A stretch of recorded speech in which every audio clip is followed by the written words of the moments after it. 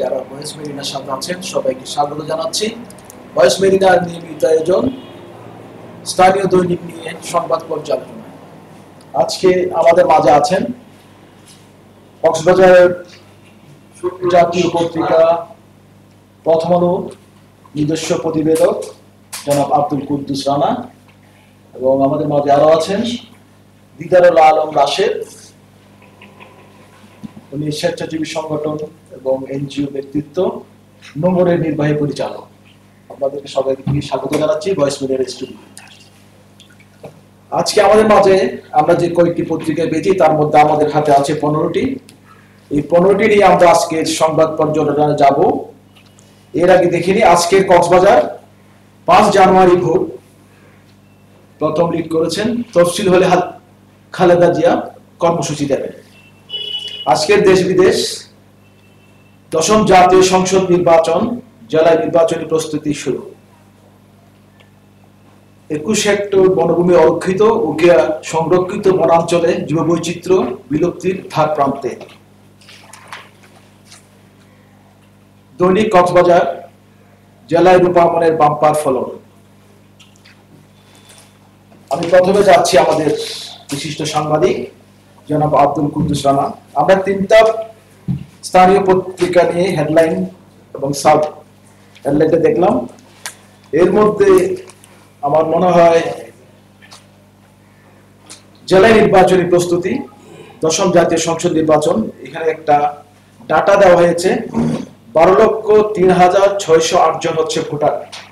এই আর second lead যেটা হয়েছে 21 হেক্টর বনভূমি অরক্ষিত ও সংরক্ষিত বনাঞ্চলে জীববৈচিত্র্য বিলুপ্তির ধার প্রান্তে। তো রানা ভাই, প্রথমে আপনি এই বিষয়ে কিছু মন্তব্য আপনার কাছ থেকে আমি আশা করছি। নির্বাচন নিয়ে কক্সবাজারের প্রস্তুতি এবং সম্ভাবনা, আসলে কি নির্বাচন হবে, আর এই ভোটার যারা নিবন্ধিত হয়েছেন 12 লক্ষ এখানে দেখাচ্ছে। এর মধ্যে আমরা জানি ইতিমধ্যে আপনিও ছিলেন আমাদের বিভিন্ন আন্দোলনের সাথে, যে রোহিঙ্গা ভোটার নিয়ে আমরা সবাই একটু শঙ্কিত ছিলাম। আসলে কি এটা কি সঠিক? এই যে তথ্যটা দেওয়া হলো 12 লক্ষ, এর মধ্যে আপনি কিভাবে দেখছেন এই ভোটারগুলো? আসলে কি এরা এখানে স্থানীয় নাকি রোহিঙ্গা? আর নির্বাচনের এখানে প্রস্তুতি বিভিন্ন দলের কিভাবে দেখছেন আপনি? শুভকামনা জানাচ্ছি ভয়েস মেরিনার দর্শক শ্রোতাদের। আসলে আমরা জানি যে কিছুক্ষণ আগে আমাদের যে প্রধান নির্বাচন কমিশনার, আমরা জেনেছি তার একটি ভাষণ রেকর্ড করা হয়েছে। হয়তো সন্ধ্যা নাগাদ তিনি টেলিভিশনের মাধ্যমে জাতিকে একটা দিক নির্দেশনা দিতে পারেন, সেখানে হয়তো তফসিল ঘোষণা হয়ে যেতে পারে। এবং আমরা জানি যে আগামী সোমবার, আজকে সোমবার, যে তফসিল ঘোষণা হবে, এটা আমরা আগে থেকে জেনেছি। সেক্ষেত্রে কক্সবাজার কেন সারা দেশেই একটা নির্বাচনী আবহ তৈরি হয়ে গেছে। বিশেষ করে আওয়ামী লীগ এবং জাতীয় পার্টি, এই দুইটি বৃহৎ দলের যে মনোনয়ন পত্র বিতরণ এবং গ্রহণ এবং এগুলো জমা দিতে গিয়ে নির্বাচনের যে একটা আমেজ, সেটা অলরেডি তৈরি হয়ে গেছে। তো আপনি যে বললেন যে জেলায় নির্বাচনী প্রস্তুতি শুরু, এটা হচ্ছে নির্বাচন পরিচালনা করতে নির্বাচন কমিশন যে তফসিল ঘোষণা করবে, এরপরে মনোনয়নপত্র সংগ্রহ, মনোনয়নপত্র জমা, এরপরে বাছাই, এই যে কার্যক্রম, এখানে এই কার্যক্রমের কথাই বলা হয়েছে। আমি জানি যে এই যে কাগজপত্রগুলো আজকে সকালে এখানকার যে নির্বাচন কমিশন অফিস তারা সংগ্রহ করেছেন, তারা পেয়েছেন।